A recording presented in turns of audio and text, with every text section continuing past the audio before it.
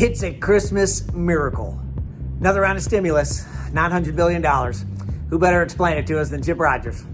Happy holidays. Chip Rogers, thank you for coming on. Third time. I feel like you're bailing me out again. Full disclosure, we were canceled. We weren't doing any of these Teague Talks. We were done for the holidays. Give everybody a break. But the world keeps spinning, and what we think are big events keep happening. So I got to call my friends, the experts. I got to call my friend Chip and say, help, tell us what the heck's going on with all this stimulus package they're now passing. Well, Teague, first, Merry Christmas. Thank you for having me on the show. This is months and months and months of work culminating into a package that we believe is going to be very helpful for hoteliers. Keep in mind that the original CARES package was signed into law on March the 27th. And I want everyone to think about that. In a COVID world, that seems like 2 lifetimes ago, March the 27th. Now, there have been changes to it. The Flexibility Act that we had passed after that was very, very helpful. In fact, I would argue it's almost as helpful as the original CARES Act. But as far as the original CARES Act being put in place, it was March 27th. So many, many months of work have gone into this. And Sam, to you and your team, you guys are working your tail off. But March seems like forever ago. We're struggling, but it's the new norm that we're all now here with. I don't know. Give me the details of what's happening and why it's good for our industry. So a lot of stuff in here. Now, keep in mind that there will be another type of relief package that will be introduced in probably a much larger context after the new president takes the White House and after the new Congress is in session. And so you're looking at late January, early February for another one of these to be worked on. But as of right now, the interim measure, another round of PPP. Now, this is really critical. They put in about $284 billion worth of additional PPP money. And this is good whether you've had an initial PPP or not. So you're going to get a second opportunity at it. A couple of the caveats here. If you recall, in the first PPP, it was for employers with 500 employees or less per hotel. That has been lowered to 300 employees. Now, the reality is with so many people having been laid off, they may not hurt that much. Additionally, and this is where it will actually help us, additionally, you as a business, any business that wants a PPP, you're going to have to show at least a 25% revenue drop over the same time period from the previous year. That won't be any problem for hotels, obviously, but it will be a problem for other folks who won't now have access to the PPP, which means hotels and restaurants will get more money. Another really good feature, and this one I cannot stress enough as helping our industry. As you recall, the original PPP was 2.5 times your average monthly payroll. For this PPP, only for hotels and restaurants, we were able to get this language included, it's 3.5 times your average monthly payroll. So the amount of PPP money you'll be able to get as a hotelier has gone up by 40%, which we think is extremely helpful.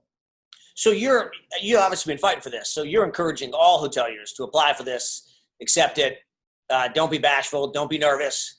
Because I know last time there was some confusion. People were, we're good, honest people. We don't want to cheat the system. We want to do what's right. But you're telling, no, we've been doing this for you guys. We've been fighting. So go get your fair share. Go get it and get it quickly because that $284 billion will probably go very fast. So make sure you're talking to your bankers. A few other things that were added to this one. On the covered cost, it's going to also include the PPE that you pay for your employees. We know a lot of people are spending money on PPE. Upgrades you've had to do to your system so that people can work remotely. If you had to upgrade your computer system, your software, your hardware, even your connectivity, all of that is now covered. Cloud computing, that's covered. Those expenses are covered.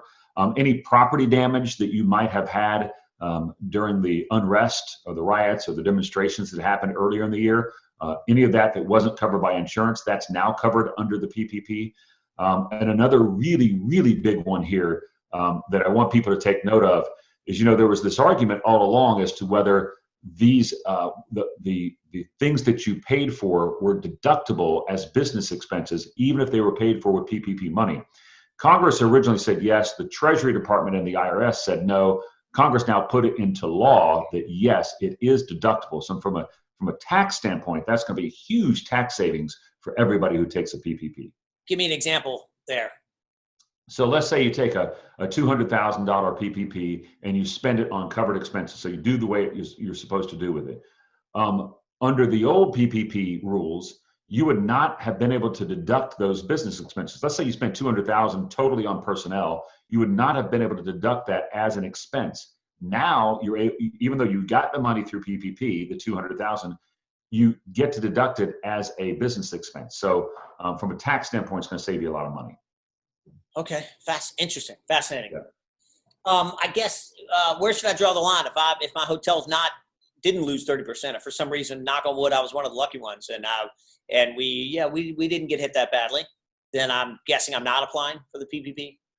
Yeah. If you don't meet that 25% threshold, you should not. Well, you won't be eligible, so there's no reason to apply. But we suspect, given what has happened to the industry, a good 90% of hotels are going to meet that criteria. Now, if you were a beachside hotel somewhere on the Gulf Coast in Florida, maybe you don't. But then again, you would also argue that maybe you don't need it. The money is certainly needed by others. All right, that's great. What else? How about loan forgiveness, debt forgiveness?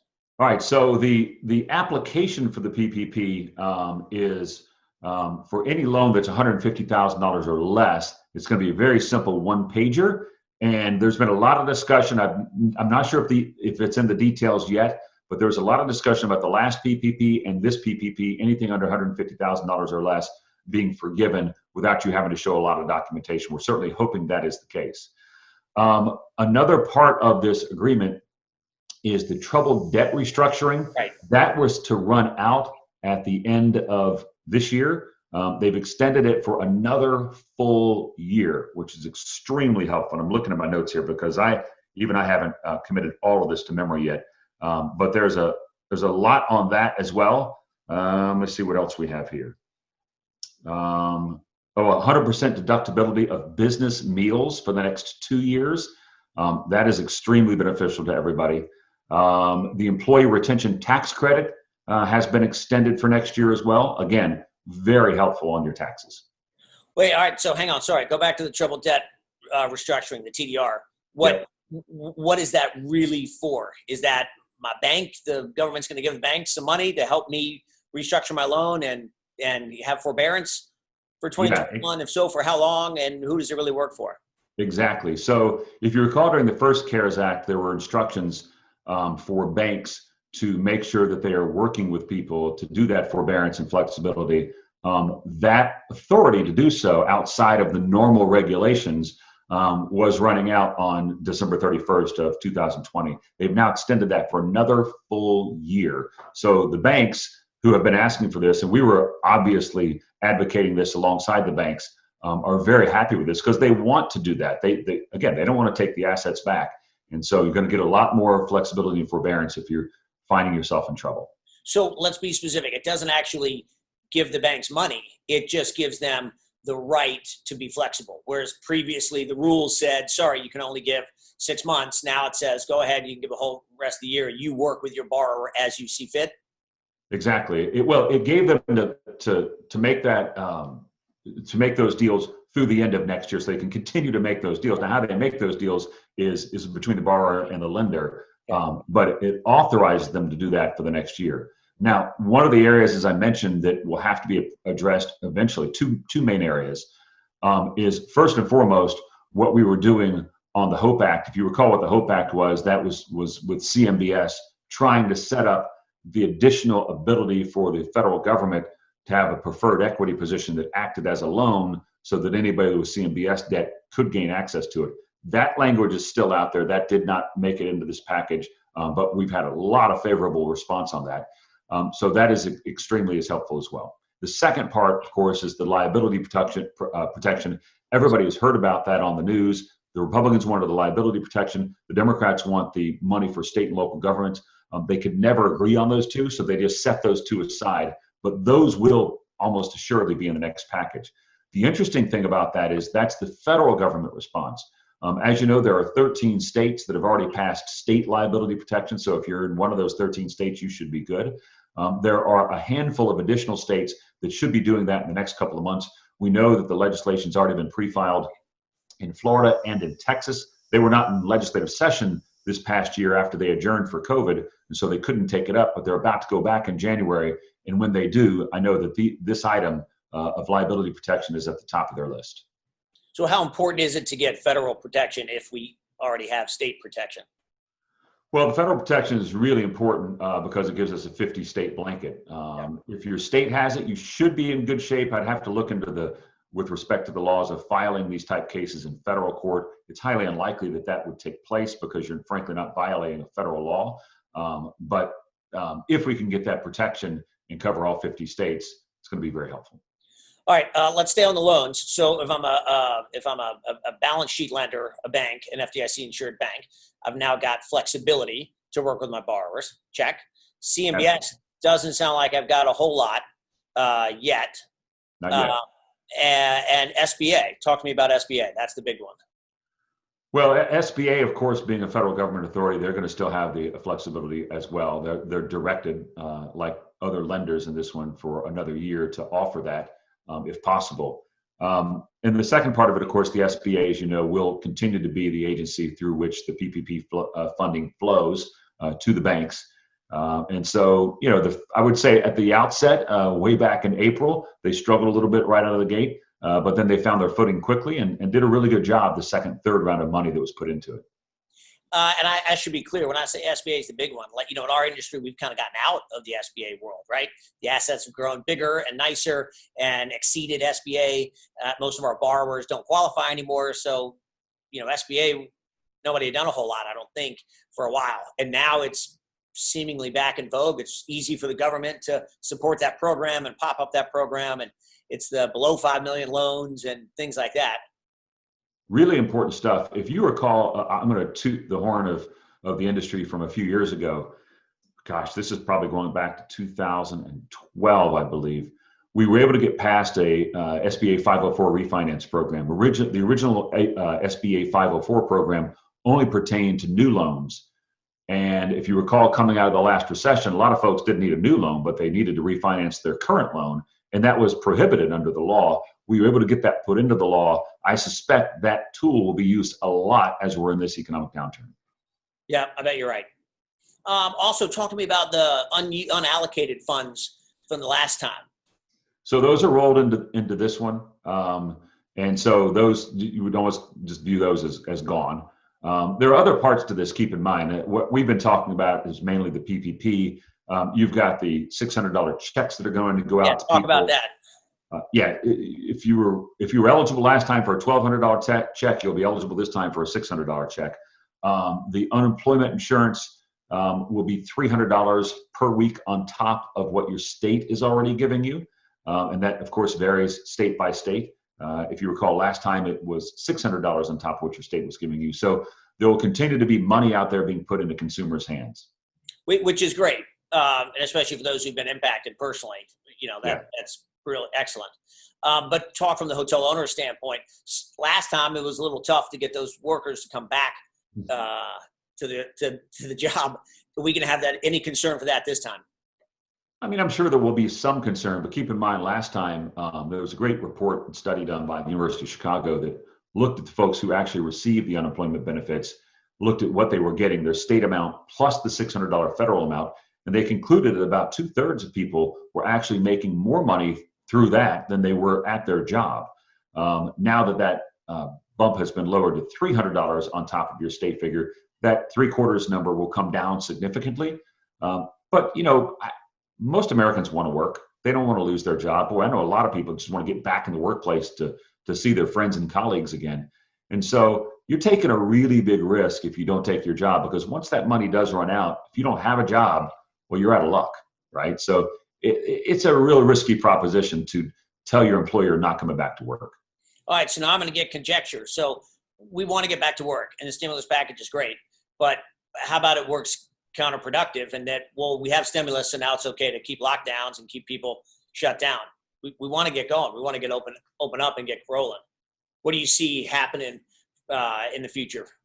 Yeah, I mean, there's always going to be some of that. Right now, though, at least from our industry standpoint, and you know this better than anybody, this lifeline was absolutely necessary. So many hotels truly on the brink of closing their doors for good. Many, and I remind people in our industry, and particularly the media, that what's happening in a lot of places, hotels are closing down for the winter, particularly in northern states where the weather's bad. And they're making that decision as to whether they'll ever reopen again. getting this PPP will certainly help them do so. If you look on the front of the vaccines being rolled out, there seems to be pretty good news each and every day on that.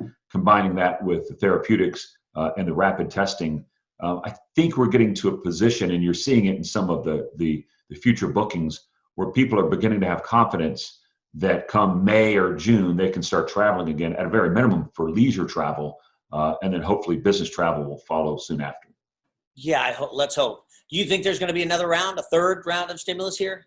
Oh, there will definitely be stimulus. Now, what form it takes, we're not sure. But the Biden administration will come out of the gates with this as one of their top priorities. And frankly, new members of Congress will as well. Now, keep in mind, if you think it's tight right now in Congress, come January, after January 20th, where you have a new president and you have a House of Representatives that is now divided 222 to 213, which is about the closest you've ever seen, and a Senate that's going to be somewhere between 52-48 or even 50-50, depending on what happens in Georgia. You have things that are so incredibly close now politically that you're going to have to get people to work together. Now, the thing we've seen over the last few months is we went through a lot of pain to get these folks to work together. Yes. The good news is after the Georgia elections are over, we don't have any more elections for about another 22 months. So we'll have a little time period when we get stuff done. Why? So help me there. Why did it take so long for the second round to be passed? And how much of that is just pure politics and that everybody had to fight and figure out who's really in control? How much of that is we needed to see the winter and see actually how much pain we had in the winter? What's your answer? A little bit of all of that, mostly politics, no question about it. I mean, as you got closer to the election, it just became politically impossible. Keep in mind, both sides were looking for what was going to be their position of strength. So the Democrats figured, hey, if Biden wins and we control the House and Senate, why cut a deal right now with the Republicans? Because we can just wait till afterwards and get exactly what we want. The Republicans, of course, are looking at it the same way. You know, if we're going to lose across the board, we better cut anything. We better cut a deal right now. But if we think we can win, we can hold out for a stronger deal. And so politics played a lot of this, no question about it. Philosophically, the administration with Secretary Mnuchin, that's been a big struggle all along. You know, when people ask me, what has the last 4 years of this administration looked like? You know, being honest, it's been very business friendly. There's no question about it. Very helpful on the labor side, the regulation side. The one major disappointment has been the Treasury Department, where Secretary Mnuchin has had little to no concern for small businesses. And that has been damaging to us. So overall good, but that's been a struggle. And of course, that was part of the calculus that played into all of this as well. So a lot of things happening over the last 6 or 7 months, and it just got worse and worse and worse through the election. And keep in mind, in Washington, D.C., we're still in the middle of the election. I'm not talking about the presidential election. These two Georgia Senate races will ultimately determine who controls the U.S. Senate. And so for them, the election is actually not over yet. I wonder if this passing, again, how the politics of the passing of this current bill impacts those two elections, or how do they think it's going to impact? Well, look, I think it takes, and you're like me, Teague, you get to watch a whole lot of Atlanta-based television where literally every single commercial is a political ad. I tell my friends that don't get Atlanta television or Georgia television, it's far worse now than it was during the presidential election. Yes. Yeah, I think it takes a couple of issues off the table. I mean, you've seen some of the ads criticizing the incumbent senators for not doing enough. I think once these are signed into law, it's hard to make that argument anymore because they're both going to vote for it. So it does take that issue off the table. All right, let me be devil's advocate. Should I be concerned, there's part of me that is concerned, how concerned should I be about spending too much money, printing too much money, deficits, or is it just, we'll deal with that later, we're going to deal with today, we'll deal with all that later? You know, I think in normal times, you've got to be incredibly concerned. I think in times of emergency like this, you've got to do what's necessary to keep the economy afloat, and in this particular case, keep these businesses afloat. You know, it's important to remind everybody that this happened not because hotels were doing things wrong. This happened not because there was a traditional economic downturn that people could have planned for, and if they didn't, it's really their own fault. This happened because there's a global pandemic unlike anything that we've seen in our lifetime. And on top of that, you have the government actions of shutting down business. And people should not forget that. If the government is going to say to an entire economy, or at least segments of an economy, that you are required by law to shut down, to me, that amounts to a taking, a government taking. And for that taking, there's got to be some sort of answer, some sort of resolution. And so I think that this is appropriate given the times that we face. The long-term economic implications of not doing anything right now and allowing these businesses to fail, and the tax revenue implications that would stem from that, would probably have a greater long-term economic impact on the debt side than doing something right now. Yeah, I understand that, and that makes sense. I will tell you, just the conversations we have, with our industry. First of all, our industry is full of entrepreneurs, so that spirit is alive and well. And did they have to change and pivot? Absolutely. But now they've sort of gotten to the fact, all right, this is the new norm. This is where we are. They've figured out a way how to survive for the most part. Is it sustainable long-term? No, you're still just treading water and you're getting tired. I understand that. But many have started to say, all right, these are the assets that we don't need. Before, pre-COVID, we were holding everything. It's fine. We're not getting rid of it. Well, now they're making probably decisions they should have made anyway. These are assets we probably don't need to spend time and energy and money on. We're going to focus on these. And so they're holding those and they're making those decisions, cleaning up portfolios, cleaning up time and energy, and trying to figure out, all right, where do we go next? Where do we spend our energy on offense? And what should that look like? But yeah, look, and look, this pandemic has certainly caused a huge separation in our industry. If you are running an economy limited service hotel, you're probably hanging in there all right. Yes. And doing okay, not significantly different than last year, really. I mean, you didn't have the upside you've had for the last 10 years, but the downside wasn't that much. But if you're running an urban city center full service hotel, you're probably still looking around wondering, how am I going to make it through this? And I think the thing you really need to worry about is, even with assistance through PPP, even with loan forbearance, you're still looking at a situation where those large conventions and conferences, I mean, they're not going to be back for quite some time. And how do you operate in a new world, with a 600 or 700 room hotel located, 2 blocks from a convention center?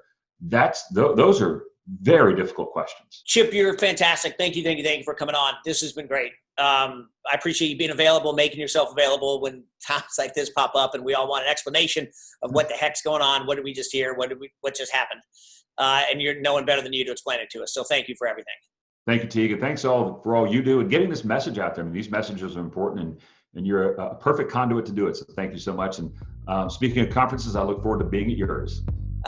So do we. We look forward to having it. Chip, Merry Christmas. Happy holidays to you and the family. Stay safe. All right. Bye-bye. Bye-bye.